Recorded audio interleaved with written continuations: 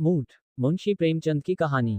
Doctor Jaipal ने प्रथम श्रेणी की सनद पाई थी, पर इसे भाग्य ही कहिए या व्यावसायिक सिद्धांतों का अज्ञान कि उन्हें अपने व्यवसाय में कभी उन्नत अवस्था न मिली। उनका घर सकरी गली में था, पर उनके जी में खुली जगह में घर लेने का विचार तक न उठा। औषधालय की अलमारियां, शीशियां और डॉक्टरी यंत्र आदि भी साफ सुथरे न थे। मितव्ययिता के सिद्धांत का वह अपनी घरेलू बातों में भी बहुत ध्यान रखते थे।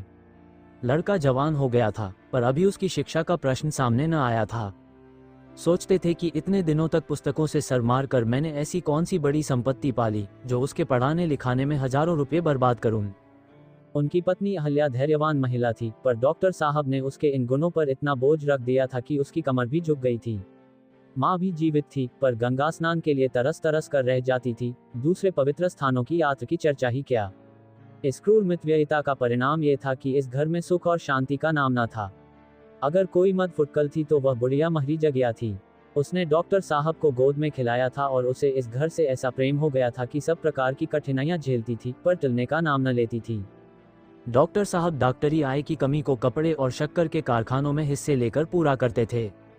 आज संयोगवश बंबई के कारखाने ने उनके पास वार्षिक लाभ के 750 रुपये भेजे। डॉक्टर साहब ने बीमा खोला, नोट गिने, डाकिये को विदा किया, पर डाकिये के पास रुपये अधिक थे, बोझ से दबा जाता था। बोला, हुजूर रुपये ले लें और मुझे नोट दे दें तो बड़ा एहसान हो, बोझ हल्का हो जाए। डॉक्टर साहब डाकियों को प्रसन्न रखा करते थे, उन्हें मुफ्त दवाइयाँ दिया करते थे। सोचा कि हाँ, मुझे बैंक जाने के लिए तांगा मंगाना ही पड़ेगा, क्यों न बिन कौड़ी के उपकार वाले सिद्धांत से काम लूं। रुपये गिनकर एक थैली में रख दिए और सोच ही रहे थे कि चलूं उन्हें बैंक में रखता आऊं कि एक रोगी ने बुला भेजा। ऐसे अवसर यहाँ कदाचित ही आते थे। यद्यपि डॉक्टर साहब को बक्स पर भरोसा न था, पर विवश होकर थैली बक्स में रखी और रोगी को देखने चले गए।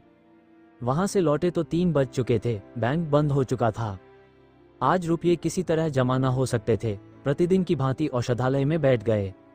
8 बजे रात को जब घर के भीतर जाने लगे तो थैली को घर ले जाने के लिए बक्स से निकाला। थैली कुछ हल्की जान पड़ी, तत्काल उसे दवाइयों के तराजू पर तौला, होश उड़ गए। पूरे 500 रुपये कम थे। विश्वास न हुआ, थैली खोलकर रुपये गिने। 500 रुपये कम निकले। विक्षिप्त अधीरता के साथ बक्स के दूसरे खानों को टटोला, परंतु व्यर्थ। निराश होकर एक कुर्सी पर बैठ गए और स्मरण शक्ति को एकत्र करने के लिए आंखें बंद कर दी और सोचने लगे, मैंने रुपये कहीं अलग तो नहीं रखे, डाकिये ने रुपये कम तो नहीं दिए, मैंने गिनने में भूल तो नहीं की, मैंने 25-25 रुपये की गड्डियां लगाई थी, पूरी 30 गड्डियां थी, खूब याद है। मैंने एक एक गड्डी गिनकर थैली में रखी। स्मरण शक्ति मुझे धोखा नहीं दे रही है।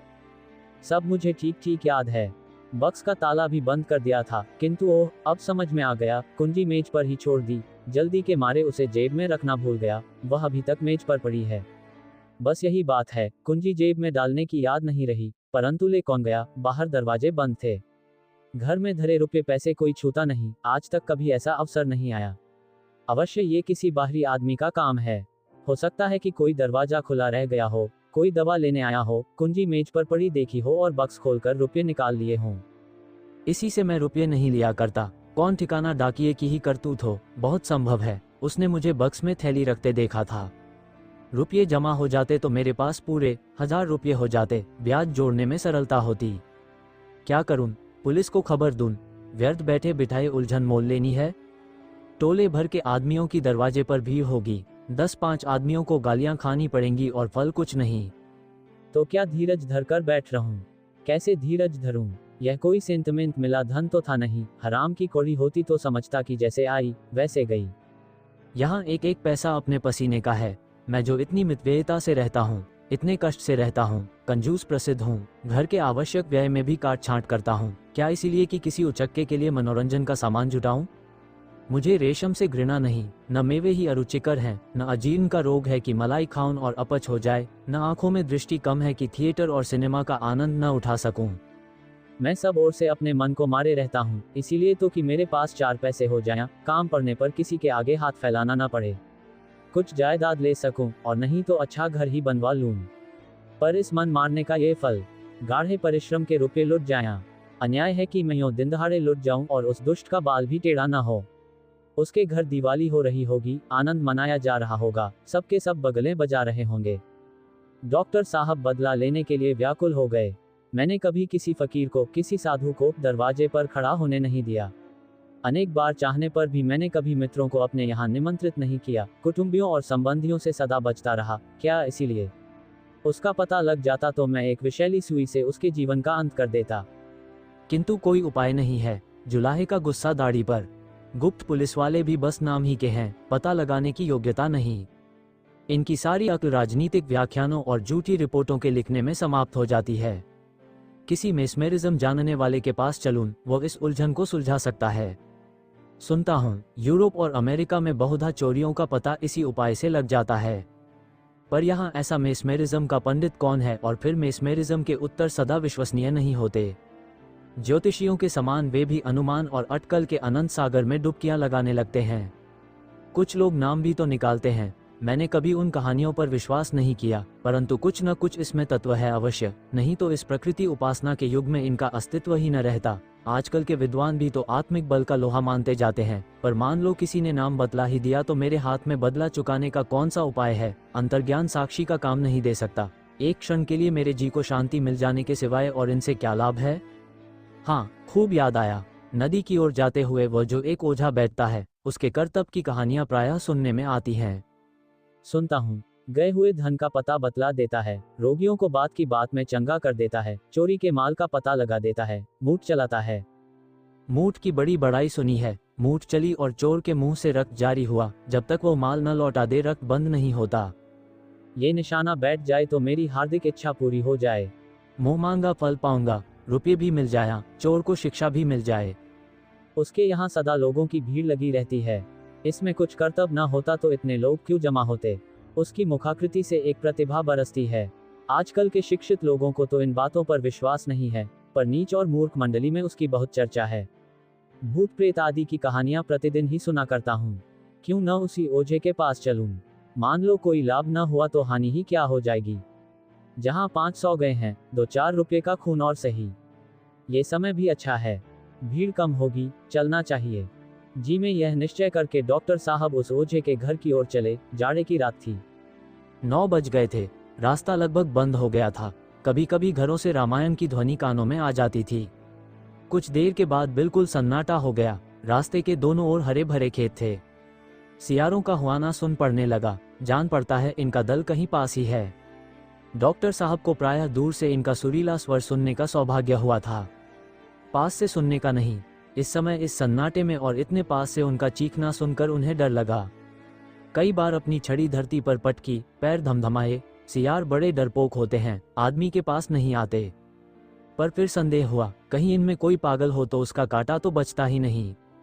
ये संदेह होते ही कीटाणु, बैक्टीरिया, पास्टिया इंस्टीट्यूट और कसौली की याद उनके मस्तिष्क में चक्कर काटने लगी। वो जल्दी जल्दी पैर बढ़ाए चले जाते थे। एकाएक जी में विचार उठा, कहीं मेरे ही घर में किसी ने रुपये उठा लिए हों तो। वे तत्काल ठिठक गए, पर एक ही क्षण में उन्होंने इसका भी निर्णय कर लिया, क्या हर्ज है, घर वालों को तो और भी कड़ा दंड मिलना चाहिए। चोर की मेरे साथ सहानुभूति नहीं हो सकती, पर घर वालों की सहानुभूति का मैं अधिकारी हूँ। उन्हें जानना चाहिए कि मैं जो कुछ करता हूँ उन्हीं के लिए करता हूँ। रात दिन मरता हूँ तो उन्हीं के लिए मरता हूँ। यदि इस पर भी वे मुझे यूं धोखा देने के लिए तैयार हों तो उनसे अधिक कृतघ्न, उनसे अधिक अकृतज्ञ, उनसे अधिक निर्दय और कौन होगा। उन्हें और भी कड़ा दंड मिलना चाहिए, इतना कड़ा, इतना शिक्षाप्रद कि फिर कभी किसी को ऐसा करने का साहस न हो। अंत में वे ओझे के घर के पास जा पहुंचे। लोगों की भीड़ न थी। उन्हें बड़ा संतोष हुआ। हाँ, उनकी चाल कुछ धीमी पड़ गई। फिर जी में सोचा, कहीं ये सब धकोसला ही धकोसला हो तो व्यर्थ लज्जित होना पड़े। जो सुने मूर्ख बनाए, कदाचित ओझा ही मुझे तुच्छ बुद्धि समझे। पर अब तो आ गया, ये तजर्बा भी हो जाए, और कुछ न होगा तो जांच ही सही। ओझा का नाम बुद्धू था। लोग चौधरी कहते थे। जाति का चमार था। छोटा सा घर और वह भी गंदा। छप्पर इतनी नीची थी कि झुकने पर भी सिर में टक्कर लगने का डर लगता था। दरवाजे पर एक नीम का पेड़ था, उसके नीचे एक चौरा। नीम के पेड़ पर एक झंडी लहराती थी। चौरा पर मिट्टी के सैकड़ों हाथी सिंदूर से रंगे हुए खड़े थे। कई लोहे के नोकदार त्रिशूल भी गड़े थे, जो मानो इन मंदगति हाथियों के लिए अंकुश का काम दे रहे थे। 10 बजे थे। बुद्धू चौधरी, जो एक काले रंग का तोंदिला और रोबदार आदमी था, एक फटे हुए टाट पर बैठा नारियल पी रहा था, बोतल और गिलास भी सामने रखे हुए। बुद्धू ने डॉक्टर साहब को देखकर तुरंत बोतल छिपा दी और नीचे उतरकर सलाम किया। घर से एक बुढ़िया ने मोढ़ा लाकर उनके लिए रख दिया। डॉक्टर साहब ने कुछ झेपते हुए सारी घटना कह सुनाई। बुद्धू ने कहा, हुजूर, ये कौन बड़ा काम है। अभी इसी इतवार को दारोगा जी की घड़ी चोरी गई थी। बहुत कुछ तहकीकात की, पता न चला। मुझे बुलाया, मैंने बात की बात में पता लगा दिया। 5 रुपये इनाम दिए। कल की बात है, जमादार साहब की घोड़ी खो गई थी। चारों तरफ दौड़ते फिरते थे। मैंने ऐसा पता बता दिया कि घोड़ी चरती हुई मिल गई। इसी विद्या की बदौलत हुजूर हुकाम सभी मानते हैं। डॉक्टर को दारोगा और जमादार की चर्चा न रुचि। इन सब गंवारों की आंखों में जो कुछ है वह दारोगा और जमादार ही हैं। बोले, मैं केवल चोरी का पता लगाना नहीं चाहता, मैं चोर को सजा देना चाहता हूँ। बुद्धू ने एक क्षण के लिए आंखें बंद की, जमुआइयां ली, चुटकियां बजाईं और फिर कहा, ये घर ही के किसी आदमी का काम है। डॉक्टर, कुछ परवाह नहीं, कोई हो, बुढ़िया पीछे से कोई बात बने या बिगड़ेगी तो हजूर हम ही को बुरा कहेंगे। डॉक्टर, इसकी तुम कुछ चिंता न करो, मैंने खूब सोच विचार लिया है। बल्कि अगर घर के किसी आदमी की शरारत है तो मैं उसके साथ और भी कड़ाई करना चाहता हूँ। बाहर का आदमी मेरे साथ छल करे तो क्षमा के योग्य है, पर घर के आदमी को मैं किसी प्रकार क्षमा नहीं कर सकता। बुद्धू, तो हुजूर क्या चाहते हैं? डॉक्टर, बस यही कि मेरे रुपये मिल जाएं और चोर किसी बड़े कष्ट में पड़ जाए। बुद्धू, मूठ चला दूं। बुढ़िया, ना बेटा, मूठ के पास न जाना, न जाने कैसी पड़े कैसी न पड़े। डॉक्टर, तुम मूठ चला दो, इसका जो कुछ मेहनताना और इनाम हो मैं देने को तैयार हूँ। बुढ़िया, बेटा, मैं फिर कहती हूँ, मूठ के फेर में मत पड़। कोई जोखम की बात आ पड़ेगी तो वही बाबूजी फिर तेरे सिर होंगे और तेरे बनाए कुछ न बनेगी। क्या जानता नहीं मूठ का उतार कितना कठिन है? बुद्धू, हाँ बाबूजी, फिर एक बार अच्छी तरह सोच लीजिए। मूठ तो मैं चला दूंगा, लेकिन उसको उतारने का जिम्मा मैं नहीं ले सकता। डॉक्टर, अभी कह तो दिया, मैं तुमसे उतारने को न कहूंगा, चलाओ भी तो। बुद्धू ने आवश्यक सामान की एक लंबी तालिका बनाई। डॉक्टर साहब ने सामान की अपेक्षा रुपये देना अधिक उचित समझा। बुद्धू राजी हो गया। डॉक्टर साहब चलते चलते बोले, ऐसा मंत्र चलाओ कि सबेरा होते होते चोर मेरे सामने माल लिए हुए आ जाए। बुद्धू ने कहा, आप निशा खातिर रहें। डॉक्टर साहब वहां से चले तो 11 बजे थे। जाड़े की रात, कड़ाके की ठंड थी। उनकी माँ और स्त्री दोनों बैठी हुई उनकी राह देख रही थी। उन्होंने जी को बहलाने के लिए बीच में एक अंगीठी रख ली थी, जिसका प्रभाव शरीर की अपेक्षा विचार पर अधिक पड़ता था। यहाँ कोयला विलास्य पदार्थ समझा जाता था। बुढ़िया महरी जगिया वहीं फटा टाट का टुकड़ा ओढ़े पड़ी थी। वह बार बार उठकर अपनी अंधेरी कोठरी में जाती, आले पर कुछ टटोल कर देखती और फिर अपनी जगह पर आकर पड़ रहती। बार बार पूछती, कितनी रात गई होगी। जरा भी खटका होता तो चौंक पड़ती और चिंतित दृष्टि से इधर उधर देखने लगती। आज डॉक्टर साहब ने नियम के प्रतिकूल क्यों इतनी देर लगाई, इसका सबको आश्चर्य था। ऐसे अवसर बहुत कम आते थे कि उन्हें रोगियों को देखने के लिए रात को जाना पड़ता हो। यदि कुछ लोग उनकी डॉक्टरी के कायल भी थे तो वे रात को उस गली में आने का साहस न करते थे। सभा सोसाइटियों में जाने को उन्हें रुचि न थी। मित्रों से भी उनका मेल जोल न था। माँ ने कहा, जाने कहाँ चला गया, खाना बिल्कुल पानी हो गया। अहल्या, आदमी जाता है तो कह कर जाता है, आधी रात से ऊपर हो गई। माँ, कोई ऐसी ही अटक हो गई होगी, नहीं तो वह कब घर से बाहर निकलता है। अहल्या, मैं तो अब सोने जाती हूँ, उनका जब जी चाहे आए, कोई सारी रात बैठा पहरा देगा। यही बातें हो रही थी कि डॉक्टर साहब घर आ पहुंचे। अहल्या संभल बैठी, जगिया उठकर खड़ी हो गई और उनकी ओर सहमी हुई आंखों से ताकने लगी। माँ ने पूछा, आज कहाँ इतनी देर लगा दी?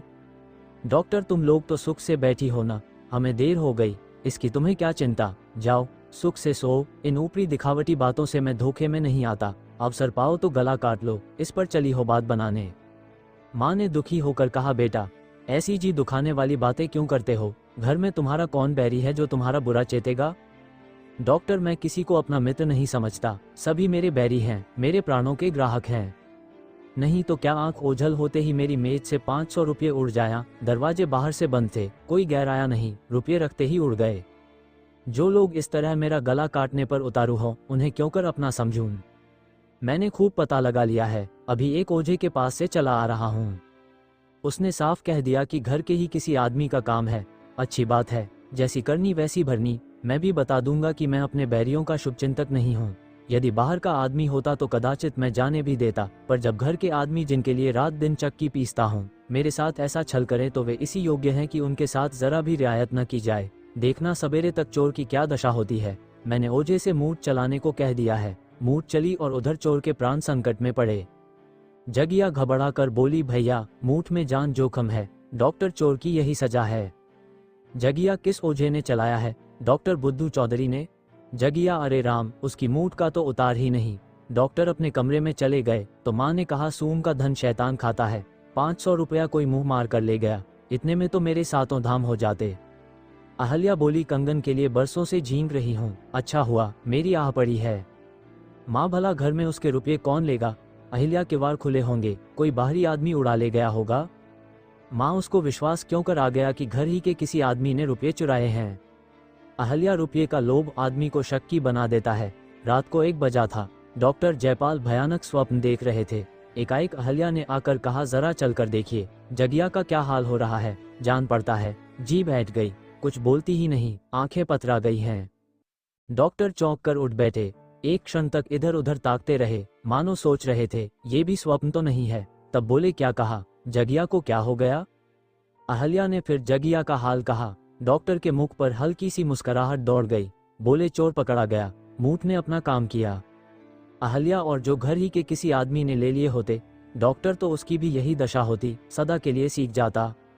अहल्या 500 रुपये के पीछे प्राण ले लेते, डॉक्टर 500 रुपये के लिए नहीं, आवश्यकता पड़े तो 5000 खर्च कर सकता हूँ, केवल छल कपट का दंड देने के लिए। अहल्या, बड़े निर्दयी हो। डॉक्टर, तुम्हें सिर से पैर तक सोने से लाद दूं तो मुझे भलाई का पुतला समझने लगो, क्यों? खेद है कि मैं तुमसे ये सनद नहीं ले सकता। ये कहते हुए वह जगिया की कोठरी में गए। उनकी हालत उससे कहीं अधिक खराब थी जो अहल्या ने बताई थी। मुख पर मुर्दनी छाई हुई थी, हाथ पैर अकड़ गए थे, नाड़ी का पता ना था। उसकी माँ उसे होश में लाने के लिए बार बार उसके मुंह पर पानी के छींटे दे रही थी। डॉक्टर ने ये हालत देखी तो होश उड़ गए। उन्हें अपने उपाय की सफलता पर प्रसन्न होना चाहिए था। जगिया ने रुपये चुराए, इसके लिए अब अधिक प्रमाण की आवश्यकता न थी, परंतु मूठ इतनी जल्दी प्रभाव डालने वाली और घातक वस्तु है, इसका उन्हें अनुमान भी न था। वे चोर को एड़ियां रगड़ते, पीड़ा से कराहते और तड़पते देखना चाहते थे। बदला लेने की इच्छा आशातीत सफल हो रही थी, परंतु वहां नमक की अधिकता थी जो कौर को मुंह के भीतर धंसने नहीं देती। ये दुखमय दृश्य देखकर प्रसन्न होने के बदले उनके हृदय पर चोट लगी। रोब में हम अपनी निर्दयता और कठोरता का भ्रममूलक अनुमान कर लिया करते हैं। प्रत्यक्ष घटना विचार से कहीं अधिक प्रभावशालिनी होती है। रणस्थल का विचार कितना कवित्वमय है, युद्धावेश का काव्य कितनी गर्मी उत्पन्न करने वाला है, परंतु कुचले हुए शव के कटे हुए अंग प्रत्यंग देखकर कौन मनुष्य है जिसे रोमांच न हो आवे। दया मनुष्य का स्वाभाविक गुण है। इसके अतिरिक्त इसका उन्हें अनुमान न था कि जगिया जैसी दुर्बल आत्मा मेरे रोष पर बलिदान होगी। वो समझते थे मेरे बदले का वार किसी सजीव मनुष्य पर होगा। यहाँ तक कि वे अपनी स्त्री और लड़के को भी इस वार के योग्य समझते थे। पर मरे को मारना, कुचले को कुचलना उन्हें अपना प्रतिघात मर्यादा के विपरीत जान पड़ा। जगिया का ये काम क्षमा के योग्य था। जिसे रोटियों के लाले हों, कपड़ों को तरसे, जिसकी आकांक्षा का भवन सदा अंधकार में रहा हो, जिसकी इच्छाएं कभी पूरी न हुई हों, उसकी नीयत बिगड़ जाए तो आश्चर्य की बात नहीं। वे तत्काल औषधालय में गए। होश में लाने की जो अच्छी अच्छी औषधियां थीं, उनको मिलाकर एक मिश्रित नई औषधि बना लाए, जगिया के गले में उतार दी। कुछ लाभ न हुआ। तब विद्युत यंत्र ले आए और उसकी सहायता से जगिया को होश में लाने का यत्न करने लगे। थोड़ी ही देर में जगिया की आंखें खुल गईं। उसने सहमी हुई दृष्टि से डॉक्टर को देखा, जैसे लड़का अपने अध्यापक की छड़ी की ओर देखता है, और उखड़े हुए स्वर में बोली, हाय राम, कलेजा फूंका जाता है।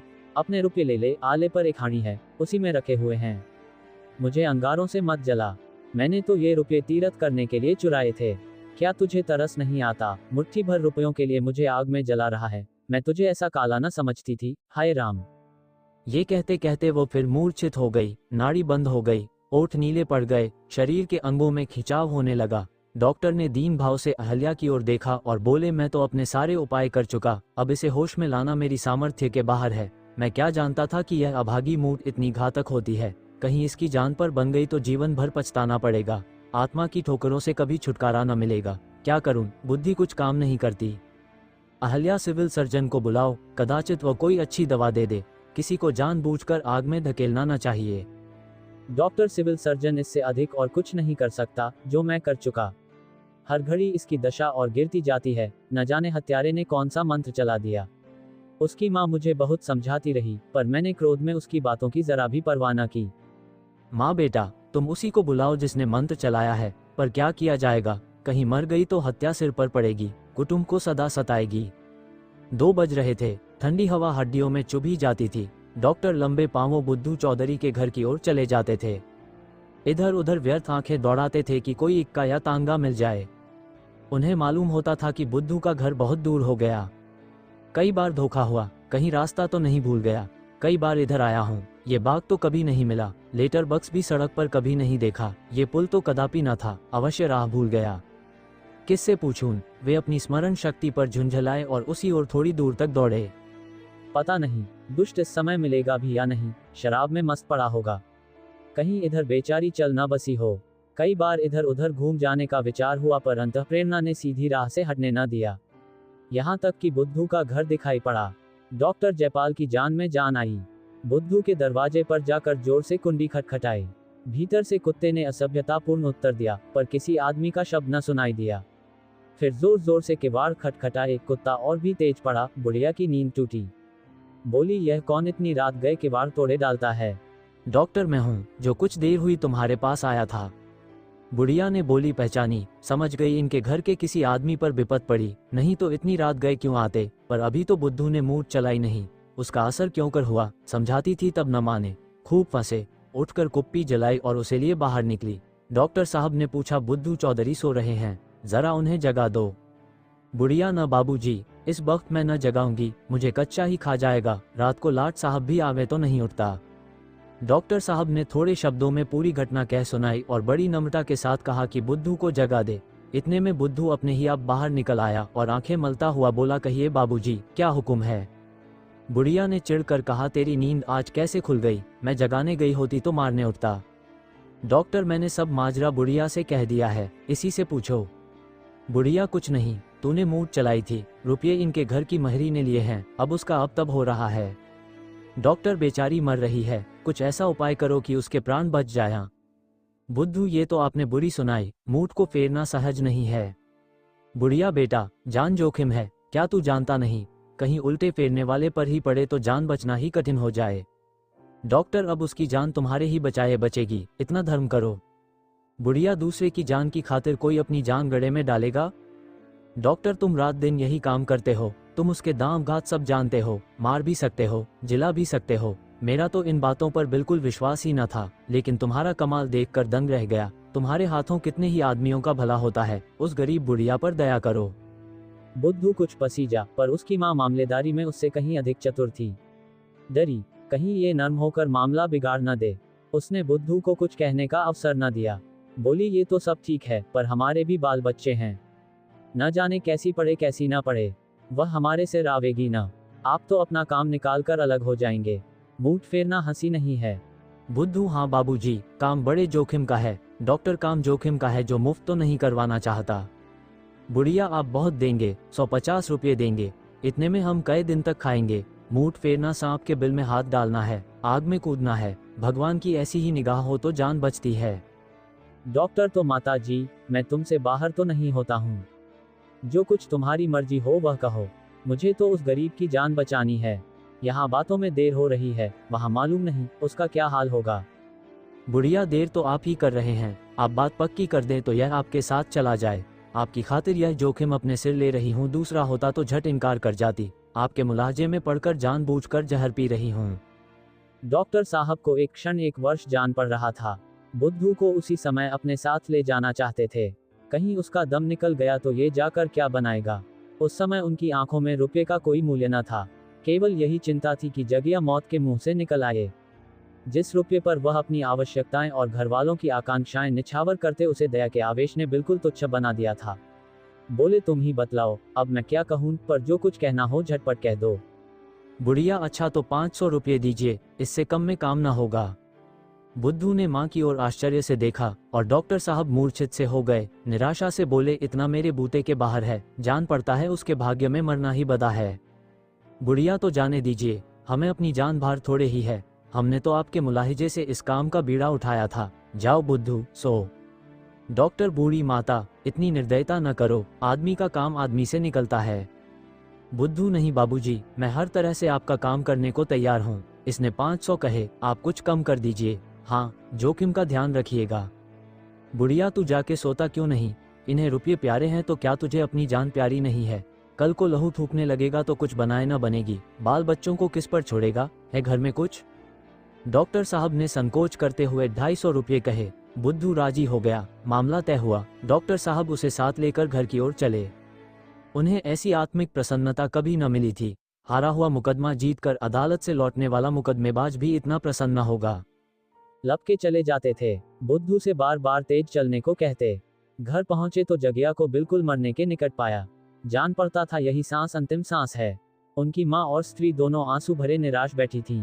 बुद्धू को दोनों ने विनम्र दृष्टि से देखा। डॉक्टर साहब के आंसू भी न रुक सके। जगिया की ओर झुके तो आंसू की बूंदें उसके मुरझाए हुए पीले मुंह पर टपक पड़ी।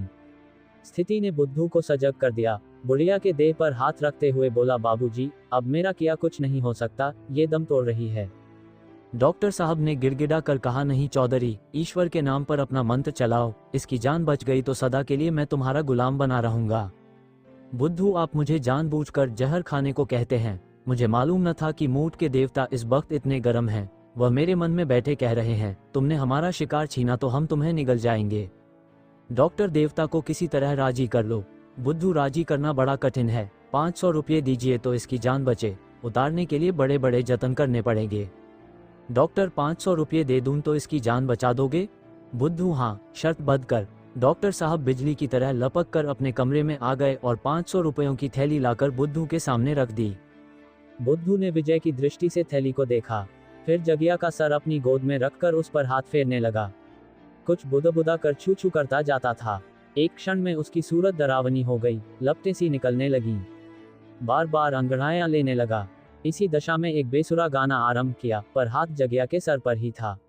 अंत में कोई आध घंटा बीतने पर जगिया ने आंखें खोल दी, जैसे बुझते हुए दिए में तेल पड़ जाए। धीरे धीरे उसकी अवस्था सुधरने लगी।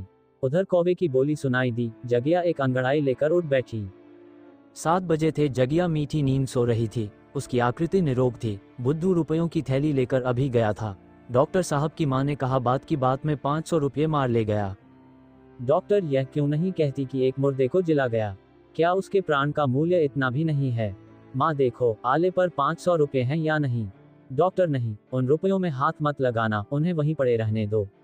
उसने तीरथ करने के वास्ते लिए थे, वह उसी काम में लगेंगे। माँ, ये सब रुपये उसी के भाग के थे। डॉक्टर, उसके भाग के तो 500 ही थे, बाकी मेरे भाग के थे। उनकी बदौलत मुझे ऐसी शिक्षा मिली जो उम्र भर न भूलेगी। तुम मुझे अब आवश्यक कामों में मुट्ठी बंद करते हुए न पाओगी।